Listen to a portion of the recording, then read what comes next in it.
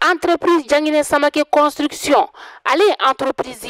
entreprise mini analendo maliendenw ni tungarangew lafiyali kama sojoko la maa min be yen nɔ i ka dugukolo b'i bolo i b'a fɛ k'a jɔ k'a sɔrɔ i ma tɔɔrɔ i ma degun ni k'a sɔrɔ a la i jigi kɛ entreprise DSC Construction ale a bɛ nimisi wasa ni k'a o d'i ma dugukolo b'i bolo a plan bɔcogo o t'i kɔnɔ entreprise Jangine Samake Construction bɛ so plan ni k'a olu bɔ BTP u b'o kɛ o bɛ topographie ni k'a o fɛnɛ kɛ o t'a bannen dɛ maa min bɛ yen nɔ ko so jɔlen bannen b'i bolo luwansew de b'a kɔnɔna la i tɛ fɛ i ni luwansew ka se ɲɔgɔn ma so sarako la o tuma la entreprise Jangine Samake Construction bɛ taa i ka so luwansew minɛ ni ka n'a d'i ma fo i sigiyɔrɔ la ka sɔrɔ i ma gɛlɛya ni ka o sɔrɔ a la aw maa minnu fɛnɛ bɛ yen nɔ aw bɛ fɛ k'aw ka so k'a jɔ ka kɛ villa simple ye k'a kɛ étage duplex ye ka plan ɲɛnamaba bɔ a la entreprise Jangine Samake Construction u nalen don o bɛɛ lajɛlen kama o tuma la sa aw bɛ ka mun de kɔnɔ n'a t'u ka nɛgɛjuru sira ni ka o banba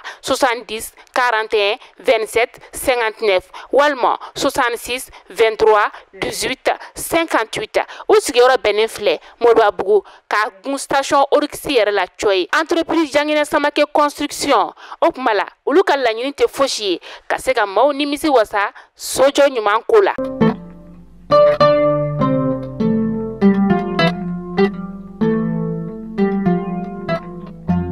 Siviri November kalo tile 16 san 2024 an minnu sɔgɔlen no Mali kunnafoni na su ani tile an ka foli b'aw bɛɛ lajɛlen aw bisimila Mali kunnafoni kɔnɔna na bamanankan kunnafoni kɛnɛ kan.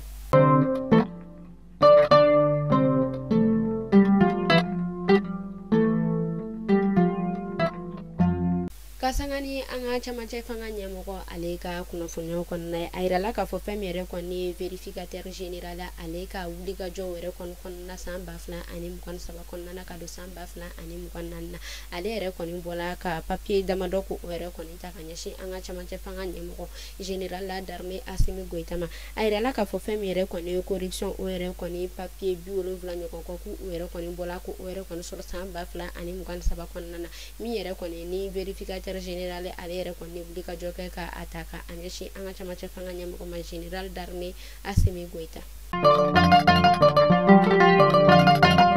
Kasangani an ka lakana tigilamaaw ka kunnafoniya kɔnɔna na an bɛna an ka faba kɔnɔna na an ka sigida min bɛ yen nɔ ni ale bɛ wele ko Torokɔrɔbugu a yirala k'a fɔ olu commissariat de police maaw ka wuli ka jɔ la novembre kalo tile 10 ka don novembre kalo tile 11 na san 2024 kɔnɔna na a yirala k'a fɔ u bɔla k'o tigɛ da sifinnaka maa 2 o yɛrɛ kɔni ɲɔgɔn ko ka nɛgɛ kanɲɛ 3 waati u ka sufɛ wuli ka jɔ olu kɔnɔna na o b'a yira k'a fɔ u yɛrɛ kɔni bɔla sifinnaka maa fɔlɔ min kan ale yɛrɛ kɔni si bɛ taa san 19 la n'u yɛrɛ kɔni y'a sɔrɔ ni bolola marifa o yɛrɛ kɔni ye o tɛmɛnen kɔfɛ u y'a yira k'a fɔ ko u yɛrɛ kɔni tilala tuguni ka moto y'u bolo moto min ni sigana o yɛrɛ kɔni kɛlen n'o la kosɛbɛ u tilala tun k'a yira k'a fɔ ko o dugusajɛ ko u yɛrɛ kɔni bɔla ka tigɛ da kɛ sifinnaka filanan o yɛrɛ kɔni kan ni ale yɛrɛ kɔni si bɛ taa san 23 ɲɔgɔn kɔ la Dawudabugu ale sigida kɔnɔna na u b'a yira k'a fɔ ni sifinnaka yɛrɛ kɔni ko a yɛrɛ kɔni jɔla la kosɛbɛ ko a yɛrɛ kɔni sen bɛ binkani wale groupe o yɛrɛ kɔni caman na fɛn min yɛrɛ kɔni an ka lakana tigilamɔgɔw ye u ye tigɛdaka ni maa 2 ninnu kan u ni ɲagɛnni min ka kan k'u da u kan o tɛmɛnen kɔfɛ u y'a yira k'a fɔ ni i maa o maa ni i yɛrɛ kɔni sɔrɔla binkani wale la ko tolérance ko o yɛrɛ kɔni tɛ kɛ ye ko i ni ɲagɛnni min ka kan ko o yɛrɛ kɔni bɛ da i kan i kɛla sifinnaka ye i kɛla sijɛ ye ko i ni ɲagɛnni min ka kan ko o b'o da i kan. Alisa an bɛ to an ka lakana tigilamaaw olu ka kunnafoniya kɔnɔna na an bɛ taa kɛɲɛbakaw olu fɛ yen nɔ a yirala k'a fɔ fɛn min yɛrɛ kɔni ye kɛɲɛba ale yɛrɛ kɔni commissariat de police maaw kɛrɛnkɛrɛnnenya la u ka commissaire divisionnaire min bɛ yen nɔ ni ale bɛ wele ko Akunja Nabu ale ni a ka adjoint Manju Sise a yirala k'a fɔ olu ka wulikajɔ yɛrɛ fɛnɛ kɔnɔna na o bɔla kɔ u tigɛ da binkani wale tigilamaa maa 12 ɲɔgɔn kɔ kan a yirala k'a fɔ ni maa kofɔta ninnu ko olu yɛrɛ kɔni sɔrɔla fɛn min yɛrɛ kɔni binkani wale tigilamɔgɔ ka groupe 2 ɲɔgɔn kɔ ye ko u yɛrɛ kɔni tun bɛ o jɛkulu kɔnɔna na fɛn min yɛrɛ kɔni ye commissariat de police maaw ye olu bɔla ka kunnafoniya ko yɛrɛ kɔni bila u y'a yira k'a fɔ ni maa kofɔta ninnu tigɛda kɔni kɛla minnu kan ko u yɛrɛ kɔni sɔrɔla ni siganafɛn caman i n'a fɔ fɛn min yɛrɛ kɔni ye bolola marifaw ye ale ni marifa automatique ko olu yɛrɛ kɔni caman sɔrɔla o kun o tɛmɛnen kɔfɛ u y'a yira k'a fɔ ko fɛn min yɛrɛ kɔni ye moto ye ale ni fɛn min yɛrɛ kɔni ye produit pharmaceutique ye kɛrɛnkɛrɛnnenya la an bɛ fura minnu wele ko ɲɛnaminima furaw olu yɛrɛ kɔni caman sɔrɔla u kun ani sefa wari wa bi sheki nyoko ko o ere koni sorola ni ma ko fota nu ko kuna fono ulu ere koni bola kaira ka fo ko ere koni bingan wali ko ere koni chamanta ka kinyeba alina mara bulo segere ami wati mina ina fosano ni ma ko fota nu ere koni bu ukanda kana tigla mo ko ka bulo ko uninya kini min maka uninya kini min kaka ere koni bala ko udauka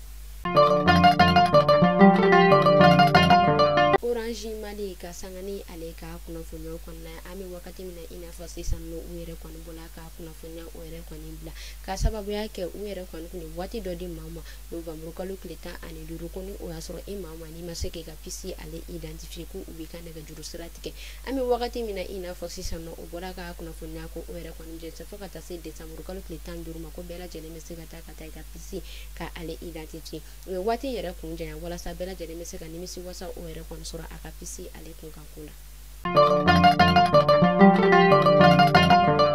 Ministère de l'administration territoriale et de la décentralisation ale bola ka kunafunya uere koni bla kerekerani ala uganyema ba ale koni bola ka kunafunya ko audience ko sebe uaira ka fo anga fa ba ale koni nana ko femi ere koni butigu ye ko uluere koni chama mesigi dawla butigi mununi uluere koni kelenu ko ka bara fe gulo uluere koni ferelima ani femi ere koni nyana mini ya femi uaira ka fo ni butigi ko fotanu uere koni be fereke mamunu mako uere koni te fereke bago uere koni wulo mako sebe ka sababu yake femi ere koni shifina kadem sanu ku uere koni be nyana mini ma fo ani gulo uere koni fereni ma ko fotanu ma o okum de koni nana uere koni wele ku uere koni bloma angala kana tikla mo koni ma mani iere koni sorola gulo alene nyana mini ma fo ferelira dem sanu ma ko nyangini ko uere koni betakanda ida